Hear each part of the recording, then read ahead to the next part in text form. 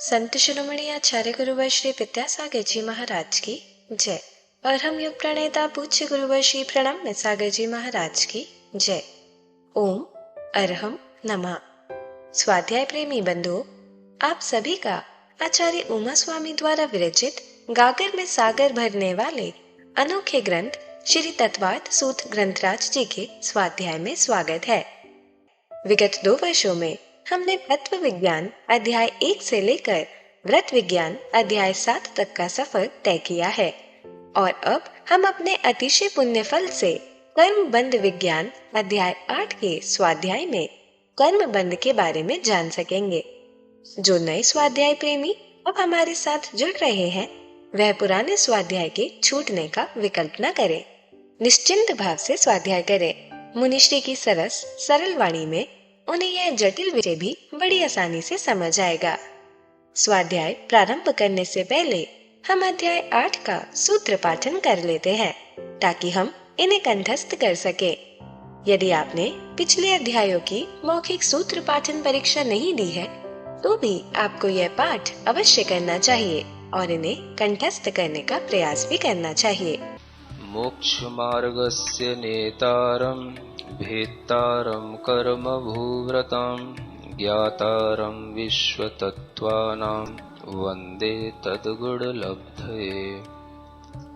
मिथ्या दर्शना विरति प्रमाद कषाय योगा बंध हेतवः सकषायत्वात् जीवः कर्मणो योग्यान् पुद्गला नादत्ते स बन्धः प्रकृति स्थित्यनुभव प्रदेशास्तद विधेयः आद्यो ज्ञान दर्शनावरण वेदनीय मोहनीयायुर्नाम गोत्रांतरायाः पंचनवद्व्यष्टाविंशति चतुर्द्वि चत्वारिंशत् द्विपंच भेदा यथाक्रमम् मतिश्रुतावधि मनः पर्यय केवलानां चक्षुरचक्षुरवधि केवलानां निद्रा निद्रा निद्रा प्रचला प्रचला प्रचला स्त्यान ग्रद्धयश्च स दशत वेद्य दर्शन चारित्र मोहनीया कषाय कषाय वेदनीयाख्या स्त्री द्वि नव षोडश भेदा सम्यक्तु मिथ्यात्तु तद्भयान्य कषाय कषायौ हास्य रत्यरति शोक भय जुगुप्सा स्त्री पुण्य पुंसक वेदा अनंतानुबंध्य प्रत्याख्यान प्रत्याख्यान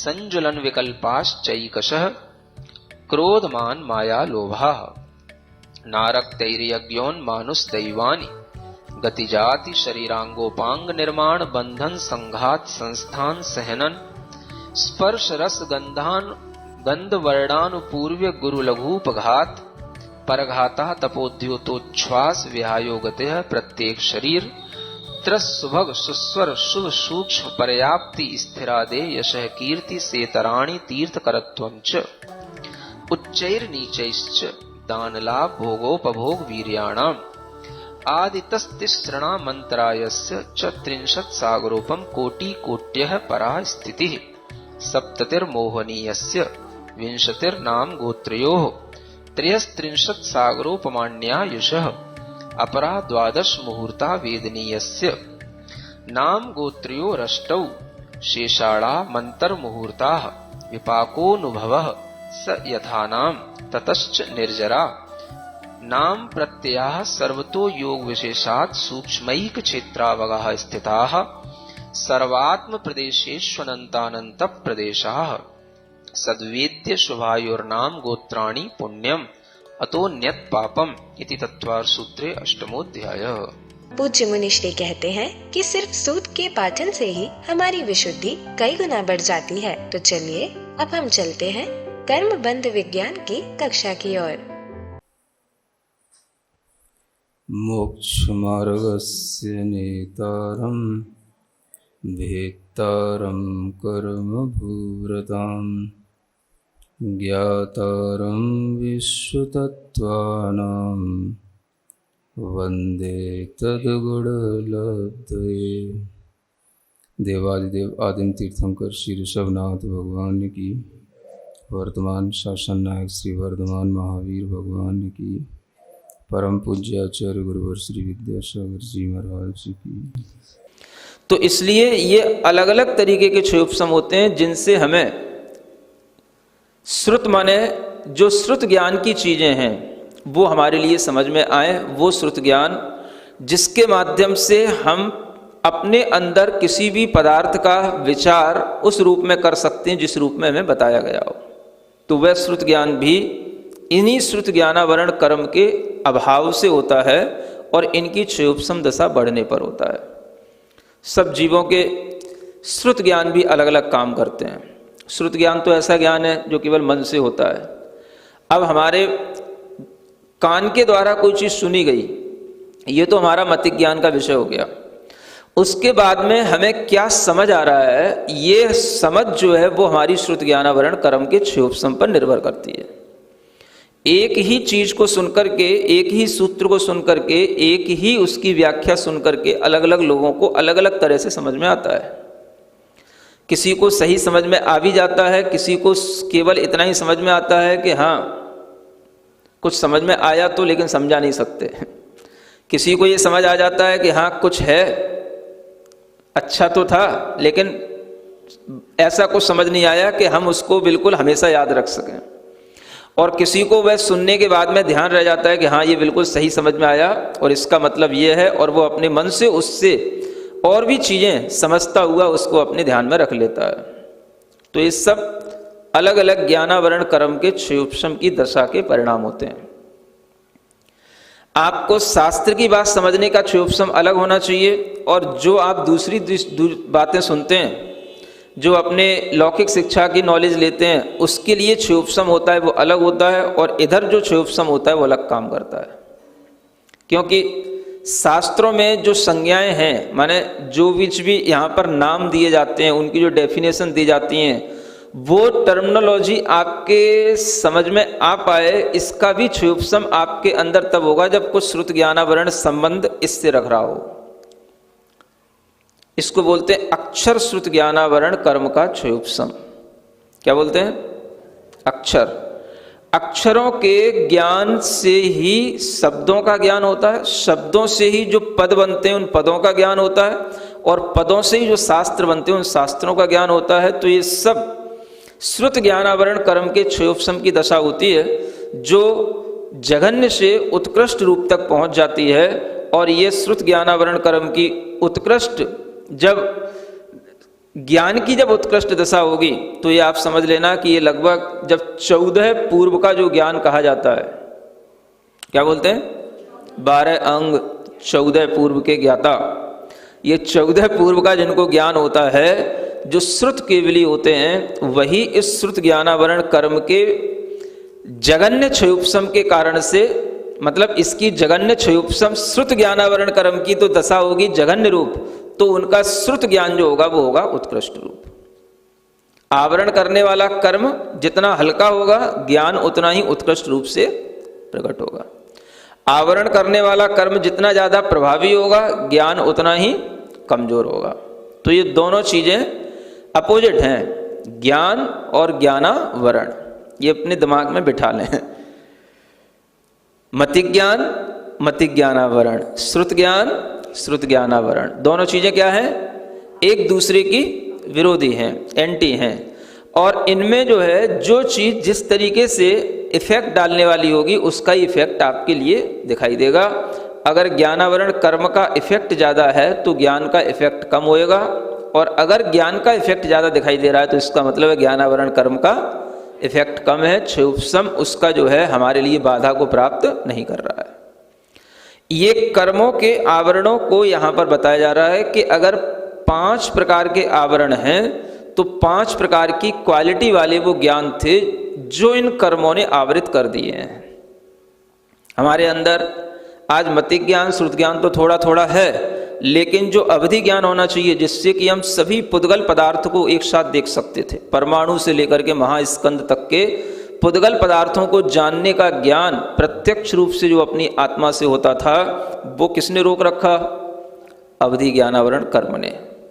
मन पर्याय ज्ञानावरण कर्म का काम है कि वह ऐसा ज्ञान, मन पर्याय ज्ञान, उसके ऊपर आवरण इतनी उत्कृष्टता के साथ डाल देता है कि वह किसी के मन में बैठी हुई बात को, विचार को भी जो दूर से बैठ करके आदमी जान सकता है, वो भी क्षमता इस आत्मा के अंदर है, लेकिन इस ज्ञानावरण कर्म के कारण से वो क्षमता प्रकट नहीं है। तो ये सब किसके आवरण है? ये सब अलग अलग कर्मों के आवरण जो किसको आवृत कर रहे हैं? ज्ञान को। और एक अंत में अलग अलग तरीके की विशुद्धियां, अलग अलग तरीके की तपस्याएं काम आती हैं। इतने आवरण हम सब आत्माओं के अंदर पड़े हुए हैं, अवधि का, मति और मने परे ज्ञान का और केवल ज्ञान का तो पूर्ण आवरण हो रहा है। इसी कारण से हमें कुछ भी बात जो प्रत्यक्ष आत्मा से होनी चाहिए वो नहीं होती, जो हमारे इंद्रियों से काम चल रहा है बस उतना हमारा काम चल रहा है, और वो भी इस क्षयोपम दशा के कारण से। इसलिए मतिक ज्ञान और श्रुत ज्ञान के जो आवरण हैं वो तो हमारी अनुभूति में आते हैं, लेकिन अवधि ज्ञान आवरण, मने परे ज्ञान आदि के जो आवरण है वो हमारी अनुभूति में नहीं आते, क्योंकि हमें उनकी तरफ कोई जानकारी नहीं है। अब जो चीज़ कहीं से कहीं तक दबी ढकी ही पड़ी है तो हमें ये भी क्या मालूम कि इसके अंदर क्या है? नहीं समझे? अगर मान लो आप जिस फर्श के ऊपर बैठे हो और उस फर्श के अंदर ही खजाना गड़ा पड़ा हो तो आपको क्या पता कि इसके अंदर क्या पड़ा है? आप जहां बैठे हो उसी के अंदर करोड़ों का खजाना पड़ा हो और आप इधर उधर भटक रहे हो 2-2 रुपए के लिए तो ये तो जब तक वो आवरण नहीं हटेगा तब तक तो कुछ भी पता नहीं पड़ेगा। और उसका विश्वास भी हो जाना ये भी बड़े ज्ञान की बात है। वो ज्ञान भी कौन दे कि हमारे यहाँ पर इतना बड़ा खजाना हमारे अंदर पड़ा हुआ है। तो ये ज्ञान अगर हमें मिल रहा है तो ये भी हमारे ज्ञानावरण कर्म के क्षयोपम से ही आएगा, और उसके लिए ये सहयोगी दोनों ज्ञान बन जाते हैं, मतिक ज्ञान, श्रुत ज्ञान। श्रुत ज्ञान, मतिक ज्ञान, यही 2 ज्ञान हैं जिनसे हम सब चीज़ों को समझ सकते हैं। जो चीज़ें छुपी हुई हैं उनको भी, जो आवरण हैं उनको भी, और जिन चीज़ों को आवृत किया जा रहा है उनको भी। अब आप देखें, ये जो 5 ही प्रकार के आवरण हैं ये हर जीव में हैं, चाहे वो जीव इंद्रियों से संबंध रखने वाला एक इंद्रिय हो या कोई हो, अथवा जीव के जब 2 भेद बताए जाते हैं, भव्य और अभव्य। तो आप देखें, भव्य जीव किसे कहते हैं? बोलो, भव्य जीव किसे कहते हैं? जिसमें सम्यक दर्शन प्राप्त करने की योग्यता हो, मोक्ष जाने की योग्यता हो, ऐसे बोलते हैं ना। अभव्य जीव किसे कहते हैं? जिसमें यह सम्यक दर्शन आदि प्राप्त करने की योग्यता न हो। अब आप देखो, योग्यता होना या न होना ये किस बात पर डिपेंड कर रहा है? आपसे यदि ये पूछा जाए कि ये बताओ कि अभव्य जीवों के अंदर केवल ज्ञान है कि नहीं? अभव्य जीव में केवल ज्ञान है कि नहीं? अब आवरण तो समझ लिया, और आवरण जिस चीज को ढक रहा है वो कोई उसकी संपत्ति है। अब अभव्य जीव को कभी भी केवल ज्ञान नहीं होगा, अभव्य जीव को कभी भी मने परे ज्ञान नहीं होगा। ये आपने सुन रखा है, सुन तो रखा है, लेकिन ये बताओ कि अभव्य जीव के लिए भी ये आवरण है कि नहीं? हैं। तो इसका मतलब यह है कि उसके अंदर भी ये ज्ञान है। क्या समझ में आ रहा? क्योंकि आवरण किस पर डलेगा? जब कुछ होएगा तभी तो केवल ज्ञान को नहीं होने देने के लिए ही तो केवल ज्ञान आवरण है। तो यानी केवल ज्ञान तो अभव्य जीव में भी है, मने परे ज्ञान तो अभव्य जीव में भी है, लेकिन अभव्य जीव में और भव्य जीव में अंतर क्या हो गया? जो अभव्य जीव है इसके कभी भी आवरण का अभाव नहीं होगा,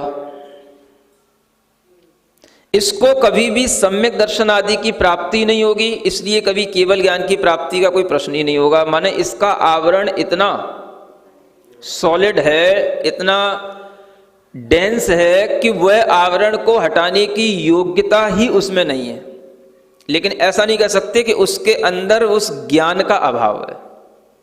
माने अभव्य में भी केवल ज्ञान है, अभव्य में भी मने परे ज्ञान है, लेकिन कैसा है वो? तो उसको कहते हैं शक्ति रूप में है। क्या है उसमें? शक्ति है।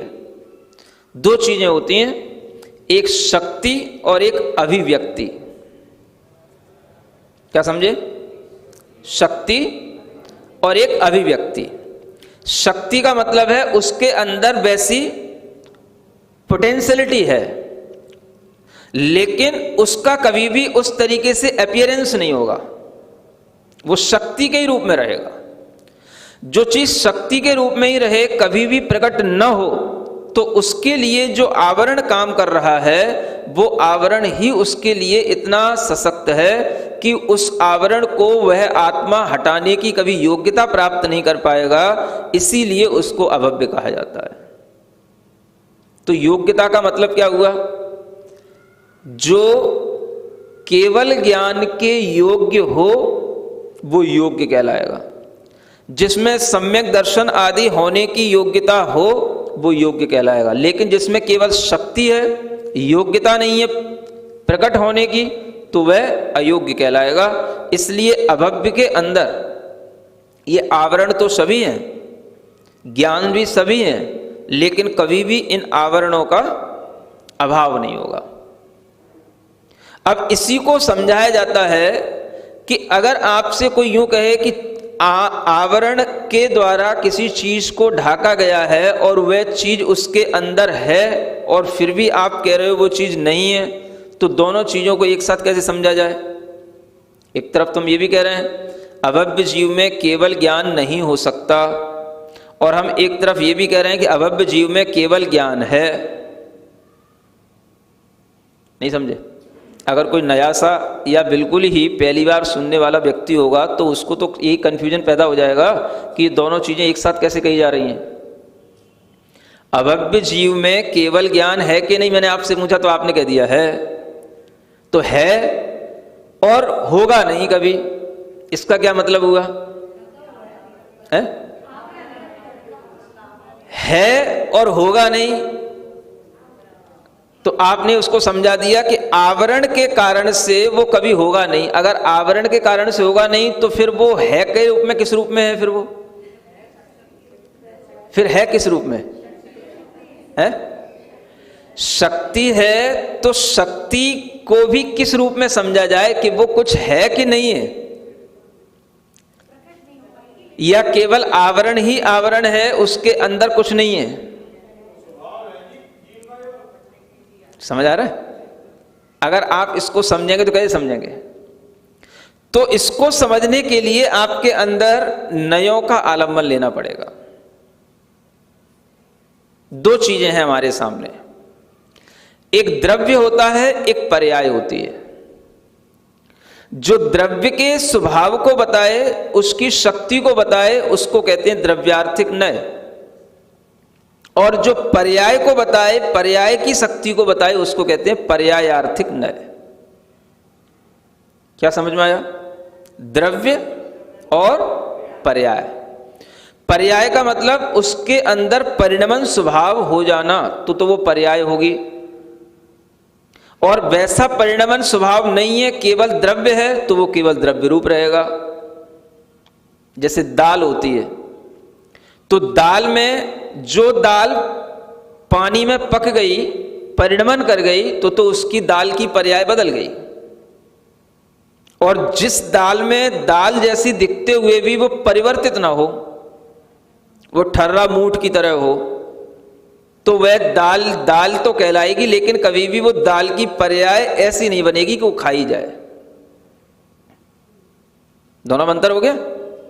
इसी तरीके से दो नयों के आलंबन से इस चीज को सिखाया जाता है कि द्रव्य की जब शक्ति की बात आए, द्रव्य के स्वभाव को बताने की बात आए, तो आप द्रव्यार्थिक नय की अपेक्षा समझना। द्रव्यार्थिक नय से आत्मा में केवल ज्ञान की शक्ति है, पर्यायार्थिक नय से केवल ज्ञान की पर्याय जो प्रकट होनी चाहिए वो प्रकट नहीं होगी, इसलिए पर्यायार्थिक नय से उसमें कभी भी वह पर्याय पर्याप्त उत्पन्न नहीं होगी, प्रकट नहीं होगी। तो अभव्य जीव में द्रव्यार्थिक नय से केवल ज्ञान कहा जाएगा, पर्यायार्थिक नय से केवल ज्ञान कभी नहीं होगा। इसलिए केवल ज्ञान को भी एक पर्याय कहा जाता है, क्योंकि यह भी एक परिणति है, एक परिवर्तन है। जो ज्ञान का इस रूप में परिवर्तन हो जाना कि वो ज्ञान बिल्कुल सभी पदार्थों को प्रत्यक्ष देखने लग जाए, वह ज्ञान की परिणति जो केवल ज्ञान के रूप में हो रही है, वह केवल ज्ञान भी एक पर्याय है, और यह पर्याय की शक्ति का प्रकट होने से ही होगा। तो दो चीजें हो गई, एक द्रव्य की शक्ति और एक पर्याय की शक्ति। अब आप देखो, द्रव्यार्थिक नय से द्रव्य की शक्ति तो निहित है जो उस द्रव्य में है, लेकिन वह द्रव्य की शक्ति तब तक कोई काम की नहीं है जब तक कि उसकी पर्याय प्रकट ना हो। समझ आ रहा है? इससे आप ये समझ सकते हो कि पर्याय जो प्रकट होगी वही उस द्रव्य की महत्ता को बनाएगी। द्रव्य से महत्ता नहीं बनती कि द्रव्य में शक्ति है इसलिए ये द्रव्य महत्वपूर्ण है। पर्याय अगर वो प्रकट हो गई तो द्रव्य की महत्वपूर्णता बन जाती है, तभी उस जीव के अंदर भव्यता प्रकट हो गई कहा जाएगा, जिसमें सम्यक दर्शन हो गया, केवल ज्ञान हो गया, अरिहंत दशा प्रकट हो गई। पर्याय की प्रकटता से आएगा। सुन रहे हैं ना? द्रव्य दृष्टि रखने वाले लोग विशेष रूप से सुने। द्रव्य दृष्टि, द्रव्य दृष्टि, द्रव्य पर दृष्टि रखो। द्रव्य दृष्टि से ही सम्यक दर्शन होता है, द्रव्य दृष्टि से ही केवल ज्ञान होता है। द्रव्य दृष्टि से क्या होता है? द्रव्य दृष्टि का महत्व है कि पर्याय दृष्टि का महत्व है? यहां देखो, आप समझ आ रहा है? इस द्रव्य दृष्टि ने पर्याय की दृष्टि को इतना ओझल कर दिया है कि द्रव्य दृष्टि भी एकांत रूप से मिथ्या दृष्टि हो गई है। पर्याय की दृष्टि को इसने ओझल कर दिया है। द्रव्य का महत्व भी पर्याय के माध्यम से आ रहा है। केवल ज्ञान की पर्याय आ गई तो उस द्रव्य के अंदर वह पर्याय प्रकट होने के कारण से उस द्रव्य की महत्ता होगी जो अरिहंत की तरह पूजा जाएगा, नहीं तो निगोद पर्याय में ही वो जीव पड़ा रहेगा। द्रव्य में शक्ति है, द्रव्य में ज्ञायक स्वभाव है, द्रव्य में उसकी अपनी सत्ता निहित है, या द्रव्य का वह स्वभाव है, उससे कुछ नहीं होने का। द्रव्य का सबका स्वभाव है, ज्ञायक स्वभाव सभी द्रव्यों का है, उससे क्या होने जाने का है? पर्याय में वो चीज प्रकट होनी चाहिए। भव्य में ये पर्याय प्रकट होती है, तब जाकर के उस मिथ्यात्व का अभाव होता है, सम्यक दर्शन की पर्याय आती है, तब जाकर के वह द्रव्य की योग्यता बढ़ती है। ओम अरहम नमः। तो चलिए आज की कक्षा की एक क्विक रिवीजन कर लेते हैं। हमने जाना कि 5 प्रकार के आवरण 5 प्रकार के ज्ञानों को आवृत करते हैं। मति ज्ञान और मति ज्ञानावरण, श्रुत ज्ञान और श्रुत ज्ञानावरण एक दूसरे के विरोधी होते हैं। अगर कर्म का इफेक्ट ज्यादा होगा तो ज्ञान कम होगा, और ज्ञान ज्यादा होगा तो कर्म का इफेक्ट कम होगा। हमारे अंदर आज मति ज्ञान, श्रुत ज्ञान तो थोड़ा थोड़ा होता है, लेकिन अवधि ज्ञानावरण और मनयपर्य ज्ञानावरण के कारण प्रत्यक्ष आत्मा से सभी पुद्गल पदार्थों को देखने वाला अवधि ज्ञान और किसी के मन की बात जानने की क्षमता वाला मनयपर्य ज्ञान पूर्णतः आवृत है। केवल ज्ञान भी पूर्ण आवृत है। इसी कारण प्रत्यक्ष आत्मा से कुछ भी बात नहीं होती, बस इंद्रियों से काम चल रहा है। इसलिए मति ज्ञान और श्रुत ज्ञान के 6 औपशमिक आवरण तो हमारी अनुभूति में आते हैं, लेकिन अवधि ज्ञानावरण आदि हमें अनुभूति में भी नहीं आते। इन आवरणों के कारण हमें पता ही नहीं होता कि हमारे अंदर कितना बड़ा खजाना पड़ा हुआ है। मति ज्ञानावरण, श्रुत ज्ञानावरण कर्म के 6 ऑप्शन से ही इन आवृत चीजों और उनके आवरणों को जान पाते हैं। हमने जाना कि 5 ही प्रकार के आवरण हर जीव में होते हैं, यहाँ तक एक इंद्रिय में भी और भव्य और अभव्य जीवों में भी। भव्य जीव में सम्यक दर्शन प्राप्त करने की, मोक्ष जाने की योग्यता होती है, और अभव्य जीव में यह योग्यता नहीं होती। हम जानते हैं अभव्य जीव को कभी केवल ज्ञान, मनयपर्य ज्ञान नहीं होगा, लेकिन उसके इन कर्मों के आवरण तो होते ही है, जिसका मतलब है कि इन आवरण के पीछे ज्ञान भी है। बिना केवल ज्ञान के केवल ज्ञानावरण का क्या प्रयोजन? यानी केवल ज्ञान और मनयपर्य ज्ञान अभव्य जीव में भी होता है। यह शक्ति रूप होता है, अभिव्यक्ति रूप नहीं, यानी उसके अंदर वैसा पोटेंशियल है, लेकिन कभी अपीयरेंस नहीं होगी। इसका आवरण इतना सॉलिड, डेंस, सशक्त होता है कि अभव्य जीव इसको कभी भी हटाने की योग्यता नहीं रखता। अभव्य जीव के अंदर केवल ज्ञान होता है, लेकिन उसको कभी केवल ज्ञान नहीं हो सकता। यह कंफ्यूजिंग बातें हैं।